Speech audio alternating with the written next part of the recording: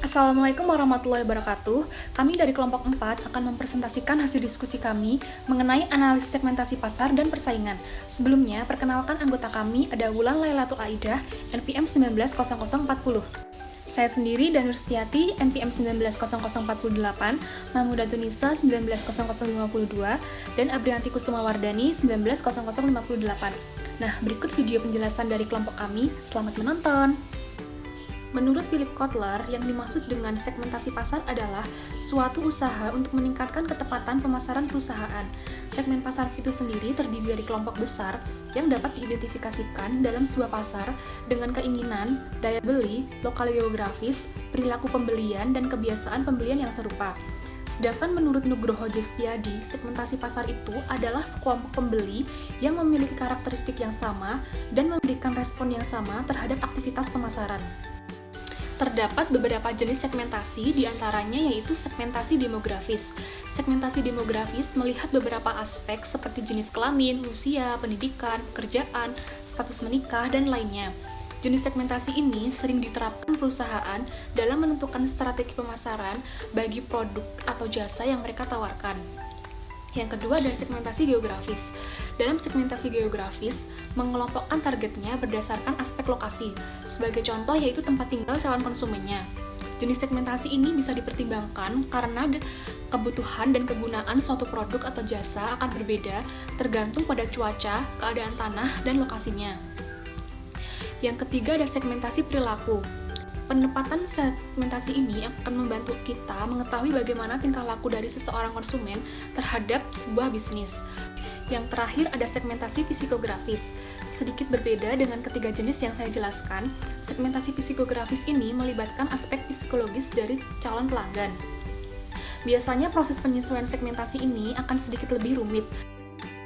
Slide yang selanjutnya mengenai tujuan segmentasi pasar dapat dibagi menjadi 4. Yang pertama, sasaran pasar lebih jelas.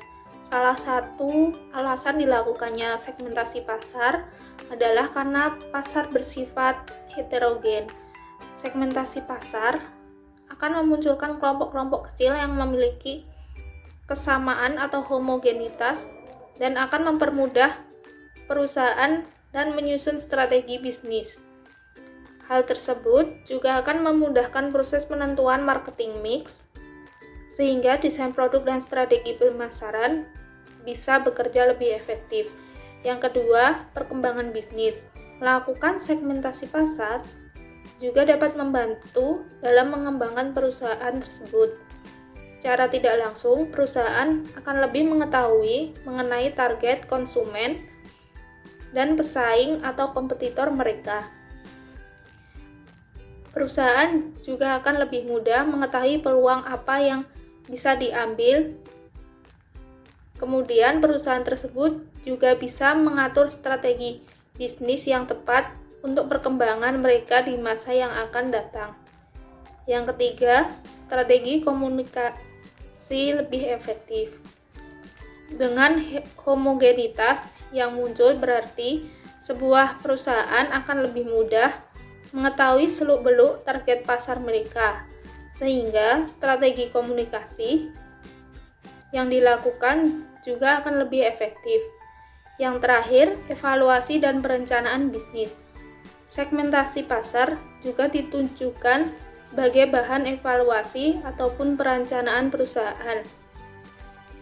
Sebuah perusahaan akan lebih mudah memahami dan mempelajari setiap strategi pemasaran yang telah dilakukan, sehingga dapat membuat rencana bisnis dengan baik dan lebih tepat.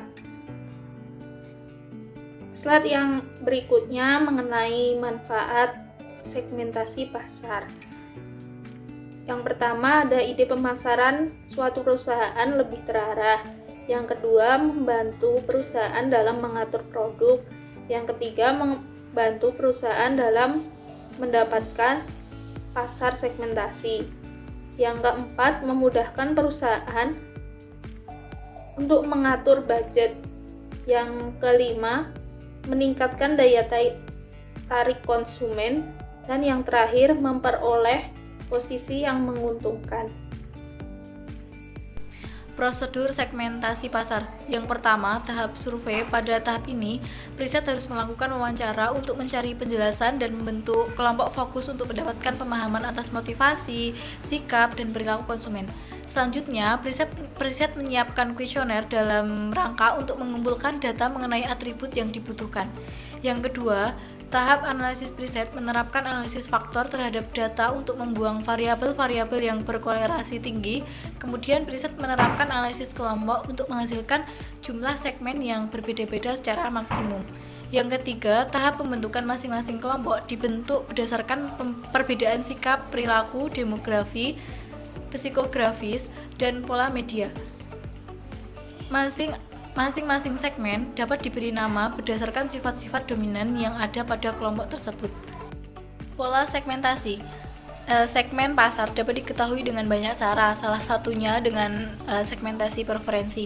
3 pola yang berbeda dapat muncul, di antaranya yang pertama, preferensi homogen, menunjukkan pada suatu pasar di mana semua konsumen secara kasar memiliki ciri yang sama.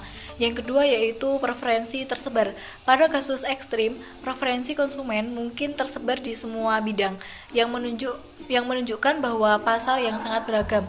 Yang ketiga yaitu preferensi terkelompok. Pada kasus ini, preferensi pasar tersebar dalam kelompok-kelompok. Berharap perusahaan kita mampu melayani segmentasi di bagian tengah. Ya, yang selanjutnya ada tingkatan segmentasi pasar.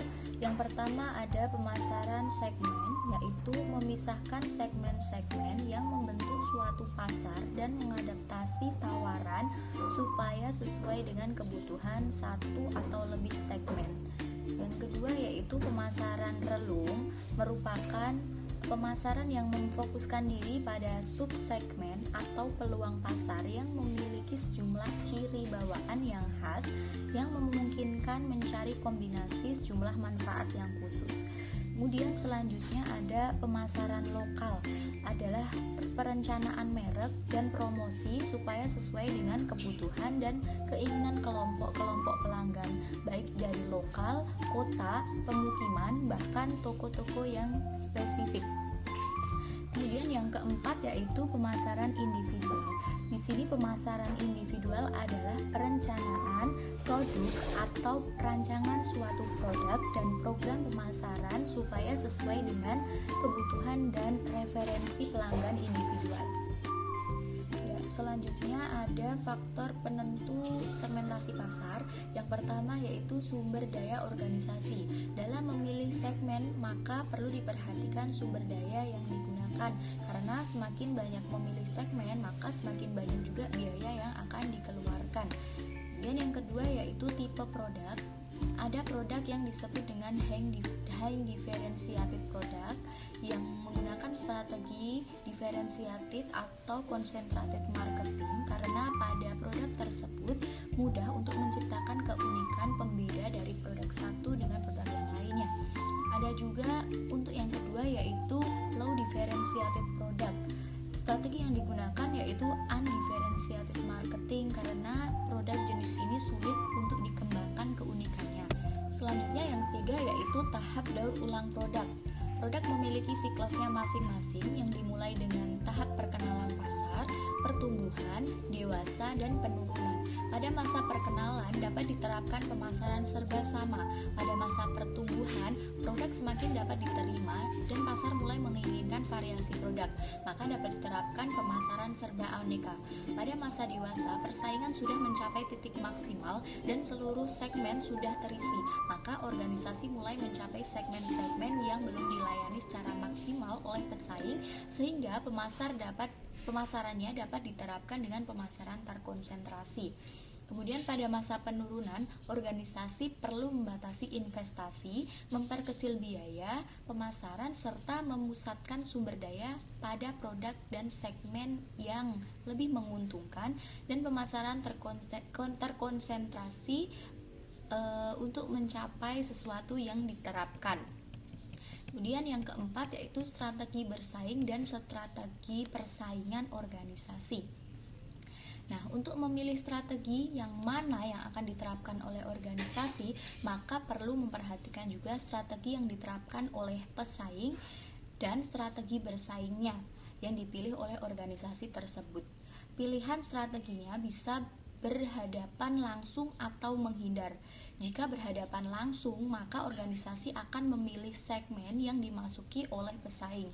Akan tetapi jika untuk memilih menghindar, maka strategi yang akan dilakukan oleh organisasi yaitu memasuki segmen pasar yang belum pernah dijamah oleh para pesaingnya. Sekian presentasi dari kelompok kami. Untuk link referensi sudah kami sertakan. Kurang dan lebihnya kami mohon maaf yang sebesar-besarnya. Wassalamualaikum warahmatullahi wabarakatuh.